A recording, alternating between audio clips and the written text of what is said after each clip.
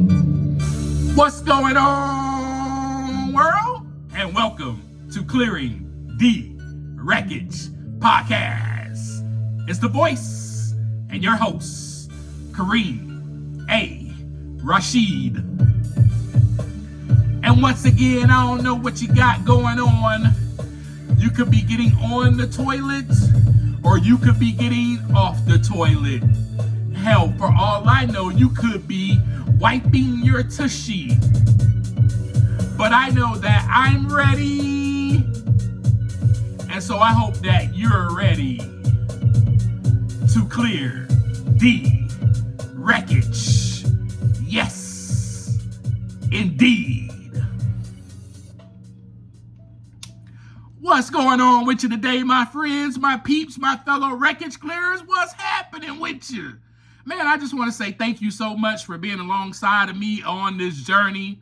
Thank you for accepting my invitation to walk alongside of me 62 episodes ago, 62 conversations ago. Wow. That's all I can say. I'm just really, really thankful and grateful that you are here with me every single week. Man, some of you probably are with me more than just one time throughout the week. Maybe you have to listen to a conversation again throughout the week. And for that, I'm just really thankful. And I want to say this. Share this with someone. Go ahead and give them that love that we've been talking about for the last few episodes. And extend it to somebody and say, hey, have you listened to this podcast, Clearing the Wreckage? You should listen to it, because I'm going to tell you one thing. Without you sharing this episode, this podcast will never grow. No one will know about Clearing the Wreckage. And I am in the business of self-improvement, becoming the best version of myself, a better version of myself today. And I know that if you are listening to me on a weekly basis, that you are about the same thing. You are at least trying to better yourself, improve yourself. So therefore, share it with someone that you know that is about that life, basically, right? Share it with someone. So that is all I ask for you to do. And I know I don't really say that much, you know, when I get together with you. I don't convey that as much. But I'm conveying it today. I ask that you do that for me, please. Today, I want to talk about a genuine love.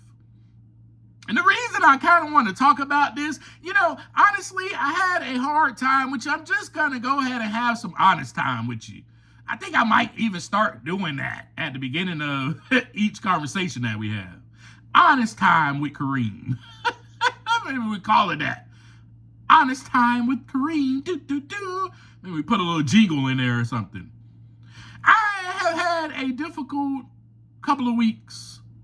I've had a difficult couple of weeks, and it hasn't really been difficult, you know, physically or anything like that, but more psychologically, more mentally, more emotionally, just draining type of week. There's stuff going on in my family. There's things that are happening around me that I'm kind of allowed to not necessarily affect me to the point of where I'm in despair or depression or discouragement or anything like that, but just, you know, my mind is absorbed with these thoughts. And it's not bad thoughts. It's just the thoughts of the people. It's a genuine thought process. It's a genuine love. And I'm just concerned. I'm concerned, and I'm not just concerned about myself, but for this other person that is in my family. I'm concerned about the situation that happened. You know, and a few weeks before that, another situation that happened. And it just brought about a concern. It brought about this intense concern. Not necessarily just I'm concerned, but an intense one And so those are the things that have been going through my head. And to be honest with you, honest time again, I really just didn't have my mind set on this podcast episode. I kind of didn't. I just was like, I was thinking about those other things. And so with that being said, today I want to talk about a genuine love. I just wanted to share that with you so you can know. That's kind of what I've been going through here lately. That's kind of what's been on my mind. It's kind of, subsiding now. But I have a heart of compassion now. I have a heart of empathy now for others, especially when it comes to a family member. So I asked you last week, I said, hey, I want you to think about somebody in your life that gives you genuine love. I mean, the type of love where you just know that you are loved. When you are around this person, you know that you are loved. I'm not talking about just because they say I love you, but from all of their actions, you know that you are loved. You feel safe, you feel secure. You feel like you can be yourself around this person. They're not going to judge you for who you are. They love and accept you for who you are. So I asked you to think about that, and I asked you to think about how that love affects you, how that love has an impact on you. I'm hoping that that love changes you. That love has you feeling some type of way, not a bad way, but feeling in some type of way like, man, I just love being around this person. This person adores me. This person expects nothing in return from me. They love being with me. They love being around me. And I don't know who that person is for you. It could be your mother. It could be your father. It could be one of your siblings. And it could be your spouse. It could be your wife. It could be your husband. It could be your girlfriend. It could be your boyfriend. I don't know. It could be a friend. I don't know who this person is for you. But I tell you what a blessing it is to have someone in your life that is giving you a genuine love, that agape love that we talked about last week. It makes you feel all gooey on the inside. Ooh. So let's do kind of a deep dive. I did like a little deep dive on my own. And just I wanted to give you, what I wanted to do today was give you something practical, something that you can hold on to, that you can grasp onto and say, man, this is what it is like. This is what is going on inside of me when I am on the receiving end of genuine love. Because, I can sit up there and be like, oh, well, that person, loves me genuinely. This is how I feel. But what is going on inside of me? What's happening in my brain? What's happening psychologically? What's happening biologically? What's happening emotionally? I wanted to give you that so that you can have that to hold on to. And so that you can know that you are blessed to have someone like that in your life. So first, we'll dive into the biological impact real quick, okay? And believe it or not, when you feel truly loved and accepted, your brain undergoes significant chemical shifts. That first significant shift that it undergoes is the brain's reward center. Specifically the VTA, which is the ventral tegmental area of your brain. Also, the nucleus accumbens floods with dopamine. Dopamine is the chemical that it floods with, and this creates a sense of euphoria, high energy, and an intense motivation to maintain that connection. So there is a release of dopamine in that area of your brain, and what it does is it makes you want more of that. So, when you're in love with someone, We're talking relationships here with your spouse or your significant other. You want to be around that person more and more, especially when you are beginning in the beginning stages, that honeymoon phase. That's not all the way a genuine love. That's just that infatuation stage. That's that, oh, I can't get enough of you phase. But when it turns into that genuity, that genuine agape love, that person becomes your best friend. That is the person that that you can just be yourself around. They're not judging you. Love does set boundaries, so they may be setting some boundaries with you. That genuine love does set some boundaries, some healthy ones, and they may, not want to be treated in a certain way. They may call you out or hold you accountable of your behavior, because that is a genuine love, because that is what they are doing for themselves. Remember, you must love yourself first in order to pass that love along. So also it releases oxytocin and vasopressin, and these chemicals are known as the bonding hormones. You can guess what these are released during. Let's get dirty. I'm just kidding. But these are released during those moments of physical affection or that deep emotional intimacy. They're released during sex. Also, that's kind of what we're getting at here. But it's not always about sex that is released in. It's just that physical affection. Those hugs, those touches. If your partner's love language is physical touch, this is what they are receiving when you give that to them. That oxytocin and that vasopressin.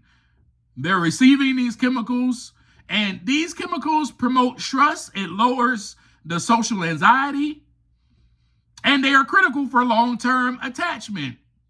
In other words, it creates that safe, secure feeling, that sense of, man, I can be myself with this person. They love me exactly for who I am. There's also a reduction of cortisol happening. Cortisol, if you don't know what that is the stress hormone. So genuine love kind of acts as a biological buffer against stress, right? There's also the psychological and the emotional effects, such as the emotional security. We kind of touched on this just a little bit, but genuine love kind of creates that emotional sanctuary. I am loved and I am accepted for who I am. And then that allows you to be vulnerable without the fear of judgment. It also reduces defensiveness. When love feels safe, when you're receiving genuine love, the amygdala becomes less active. If you're not familiar with the amygdala is like the brain's fear center. For example, is that part in your brain where you think about the worst case scenario. Oh no, this is going to happen if I say this. Oh, they're going to react this way if I say this. So in turn, right, this love should quiet that internal battle mode. It should quiet that initial, oh no, I shouldn't say this because they're going to get defensive. They're going to react in this way. So it makes you less reactive and more open-minded in conflict. It also enhances your cognitive function. Isn't that something? That genuine love, that secure love, it activates the brain regions like the angular gyrus, which is linked to complex language and creativity. So basically, this sort of mental workout can keep your brain sharp as you age. And of course, as I've stated before to you, it improves your self-worth and your growth. Receiving that genuine love reinforces your inherent value. Let's stop right there and pause. Your inherent value is what? Your inherent value is good. You are good. You are enough. But again, you have to give yourself this self-compassion, this love, in order to realize that about yourself and to grow in self-worth. And then when you're receiving it, when you're on that receiving end of it, right, this should empower you to take risks and pursue your personal goals, because you're no longer being defined by your achievements or external validation, because you're giving it to yourself. So basically what it does is just reinforces who you are. Just reinforces who you are. And so you're excited to be around this person, because this person is matching what you are. They're matching what you are. That reflection, once again, as we talked about last week.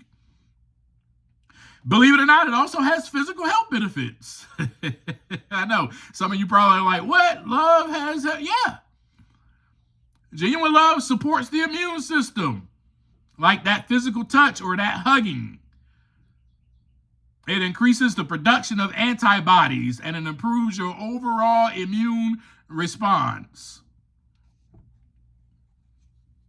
Right? And so genuine love, you shouldn't also be having high blood pressure, because it actually reduces your blood pressure. It lowers it.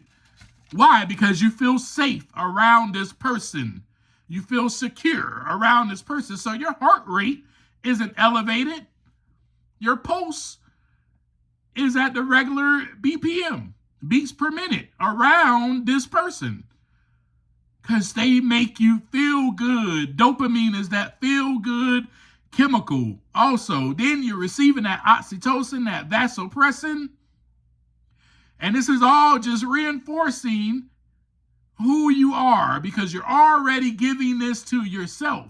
So not only are you on the receiving end of genuine love from another person, but you're on the receiving end of genuine love for yourself. It's a mirror, it's a reflection, it's all of that. Now, so we talked about being on the receiving end of genuine love. Let's talk about how it is from the point of view of where maybe there's a lack of genuine love there for yourself. So now, I did not have any of the genuine love kind of growing up. But we're going to talk about, and the reason I say that is why, because I have shared that with you. I've shared my wreckage with you, and how I was in constant search for that external validation, and how it caused a very low self-worth, low self-esteem. Now, this is not to blame anyone. This were just the results that I experienced. So now let's look at this as a whole when you lack genuine love for yourself, and how it affects others, right? How it creates this psychological ripple effect, and it alters how you connect with, how you trust, and how you support the people around you. A lack of genuine love for self often shifts the responsibility for your emotional stability onto others. Here we go. I'm talking about me. Before I was able to love myself, this was me. I've already shared a lot of this wreckage with you already on previous conversations and episodes. But here's what I used to do, and here is what you are doing if you are still lacking that genuine love for yourself. You are constantly seeking validation. I just talked about this last week. You're constantly seeking validation. Without that internal source of worth or love for yourself, you may rely heavily on your friends, heavily on your partners, heavily on society or whomever comes your way for constant reassurance. That is why when we are younger, there's this thing called peer pressure, right? Some of us fall for the peer pressure. And then there's some of us, you look around and you're like, wow, they don't even fall for the peer pressure. But if you were like me, that lacked that love, I lacked that love, that genuine love growing up. So I was in constant search for it, for anyone, from anyone, I should say. All right. So I was looking for that constant reassurance, and this can become emotionally draining for other people. It's just emotionally draining because they feel that they must refill your confidence or reassure you on a day-to-day basis. There's also this kind of sort of manipulation tactic or indirect support seeking, where instead of asking simply for what you need, you may resort to sulking, whining, or even displaying sadness to elicit care. Raise your hand if you've done that. I have done that before. So I'm giving you pretty much the experience of how it was for me before I started loving myself genuinely. There's also that emotional fragility. This is what I had as well. Low self-esteem, right? Where you may be hypersensitive to feedback. Anybody says something to you, it may just be a suggestion. It may not even be that bad. They're just making a suggestion, and you will react to that. Hypersensitive to feedback, very sensitive.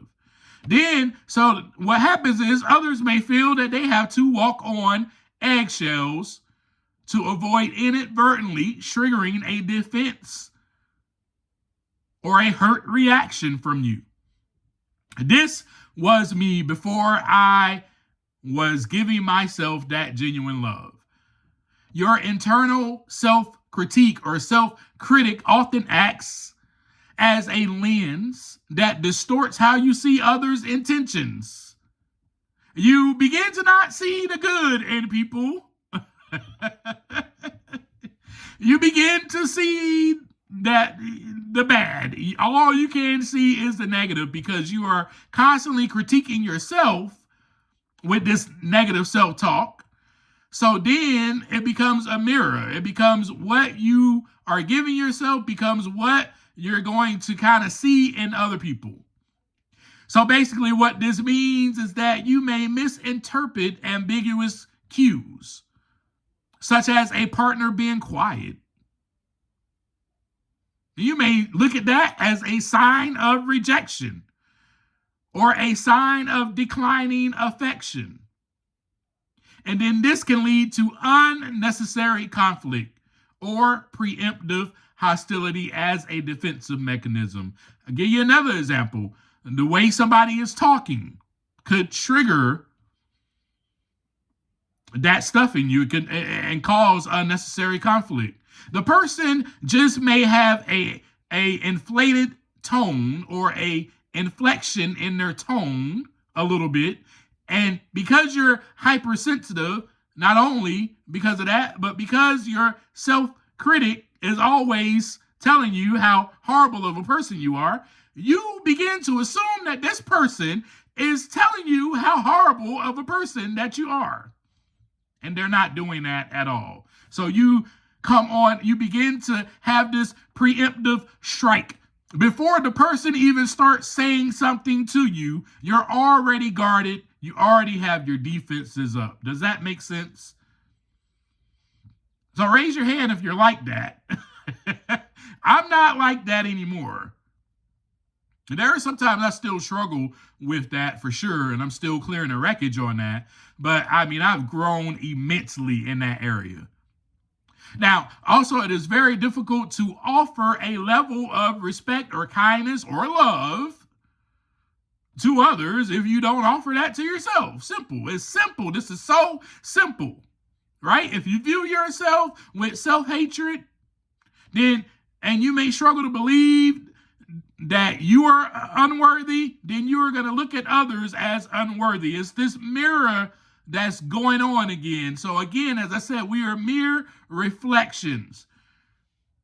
All right, so you may think, man, I'm unworthy of a genuine love. Or you may even begin to treat them with the similar disdain that you already treat yourself with. So the lack of genuine love for yourself affects your ability to even also accept love. Now, I had this problem a lot. I'm just going to be honest with you. I had this problem a lot, and and one of the reasons why, and I'm going to just share a little background with you, and you already know this. That growing up, I was not told I love you. No one said that to me growing up. Not no one. And I know I emphasized this before to you, and I've shared this to you. As a child, no one said that to me. Also, as a child, I did not receive any physical affection. I'm not saying that my siblings didn't play with me or anything like that. They did, but from the parental figures, And so I'm not used to people hugging me or embracing me. Now, it's funny story, because I was decided to go to church yesterday. I'm visiting a different church, and it's lovely, and I love the people there, and I love the message. Anyway, I go there, and I give this hug to one of the young ladies that I know, and then this other young lady, I'm not saying their names for a reason, this other young lady came over, and she was like, I want me a Kareem hug. And people now, this is how immensely I have changed. This is the self-worth, this is the growth that I'm talking about, that I am sharing with you. This is how much I've changed. For someone to come over and say, I want me a Kareem hug, and people say to me now, man, you hug so tightly, you hug so, and I don't even know that I do that, but that's what they say. In other words, my embraces are genuine because I embrace myself genuinely with that love. So I give it to other people, right? But let's go on with that. Let's dive a little bit deeper in how it affects your ability to accept love. When someone offers you genuine affection, it may feel familiar or suspicious. You might even doubt, their judgment. Why would someone like me? Why does this person want to be around me? Maybe saying those things. Remember in one of my conversations with you earlier, I used to say that. I don't say that anymore. Or you may even push them away to protect yourself from the perceived inevitable abandonment, which was me back in the day, before I began to kind of clear the wreckage and give myself that self-love and that genuine love. You may also have inauthentic interactions with people. So here's the pretend game, the pretend that I was sharing about with you. This is me. All right, so you'll have that with others, and to gain that approval, you may engage in that extreme people pleasing. You may even become a chameleon. You may just be part of the circus, doggone it. Hey man, whatever you want me to do, you want me to become a trapeze artist? I'll jump from here to here. Want me to put on this makeup and, wear clown shoes? I'll do it. So, and that was me, an extreme people pleaser, because I needed everyone's approval. And so what happens is, in people pleasing, you begin to suppress your own thoughts, your own needs, which then prevents the other person from actually knowing who you really are. So you're pretending, and other people don't really know the real you. And in a relationship, this type of performing, all it leads to is resentment rather than a genuine connection. So this person cannot get to know you, the real you, because you're just a circus clown. Like me. That was me. I was a great pretender. I was a great actor. I mean, Grammys. No, I'm sorry.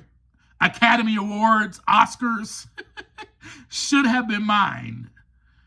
The star leading role goes to Kareem. I mean, that is how I used to be, because I had no love for myself, people. So the reason I wanted to go over these examples with you, go over this evidence, so to speak, research, so to speak, so you can have this to grabs onto. Right? And so that this can kind of be something that you can kind of weigh. You can go, okay, I'm on the receiving end of genuine love, man. This is how it feels. This is what it gives me. These are the benefits of it. And when I lack that genuine love for myself, this is the ripple effect that I begin to have on other people. I'm sharing this with you to get you to kind of think a little bit more about how important it is for you to love yourself genuinely. That is why we are talking about love this much. Because I did not know, my friends, how important it was for me to love myself, how important it was for me to get to know myself so that I can love myself. And I believe that in order to love yourself, you must get to know yourself. And some of us are afraid of that. Some of us are afraid of our own thoughts. Some of us are even afraid of our own feelings, afraid of our own emotions, afraid to cry, afraid to be a certain way, afraid to be ourselves because we don't know who we are. So that first step in healing, I believe, is learning about yourself. And that is what I did. I've shared the process with you, part of the process at least. But remember, this is a process ongoing throughout life's journey. This is not a destination. I have not graduated magna cum laude in life. Life is a process, but it is also a process of growth, a process of evolution. Or if you just want to stay stagnant and not grow and then have this sort of ripple effect on everyone you come in contact with, this damaging, let me put that in front of it, this damaging burden on people ripple effect, then so be it. But if you're part of this community, I know for sure that you don't want to have that effect. You want to be giving that genuine love because you want people, right, to experience that release of dopamine, that release of oxytocin and vasopressin. You want to give them those things because that is what you're giving yourself. So it becomes automatic. Now, do you catch my drift, what I'm saying? It becomes automatic. It is a natural response, a natural reflex is the word I was trying to use. It's your default behavior. You just go around loving people because you love yourself. I want to share an example with you, and this is not, I will say this right now, this is not to accredit myself at all. I'm just sharing with you something that happened to me recently. I was delivering food, because I deliver food here and there, odd job. Anyway, and I was walking out of the place. It was to this apartment building or some sort like that. And there was furniture and things like that out and about, up for the taking, basically. And I walked out of there and I was like, man, you know what? It'd be nice to grab something from here that's, just available for the taking, right? And when I was there, I saw this young lady standing over there. So I asked her, I said, are you thinking about grabbing that? And she was like, yeah, actually I am. And I said, oh, okay. And she began to say, well, this is what I want and this is what I want. And I said, all right, well, cool. I said, I was thinking about actually grabbing that myself, but I realized, I don't have a truck and I'm probably not going to be able to put that into my car. So it's all good, definitely, for sure. I said, well, do you need some help? Because I'm definitely here to assist. And she said, yeah, sure, but my truck is parked up there. I was like, yeah, well, just go get your truck. I'll put it in here. And I just did that. You know what? I did not expect anything in return. I did that for her. And the reason I did it for her is because I already love myself, and I just want to extend that to other people. Remember, how can I serve? How can I help? How can I be of assistance? How can I love? Those, my friends, are now the questions that I ask myself. And I guarantee you that woman, now I wasn't looking for anything in return. I didn't ask her for money afterwards. She brought a truck over before she even got out of the car. I dropped down the tailgate. I lifted up the dresser and I put it in her thing, and I put the tailgate back up, and I walked to my car. I said, all right, have a great day. I didn't need anything from her. Nothing. Are you displaying that type of love? Well, you're able to display that type of love and give that type of love out when you are only loving yourself like that. And I know for sure you would want somebody to do that for you. And that is the type of love that we're talking about. These reflections, this mirror that we're trying to, every one of us as humans are reflections. That's all that we are, walking around here. A bunch of shadows. I shared that before. So again, let me reiterate to you and convey to you, without that genuine love, that genuine self-love for yourself, it's going to be so much harder also for you to set those healthy boundaries. Like, you're not going to be able to say no to anybody. You're going to continue to people please. You're going to continue to let people walk all over you. And that's going to lead to a codependent dynamic, and then also resulting in resentment, because you're going to be angry at everybody. Because you're just going to constantly be doing things for people over and over and over again, suppressing your own needs and your own thoughts, and you're not going to get anything in return.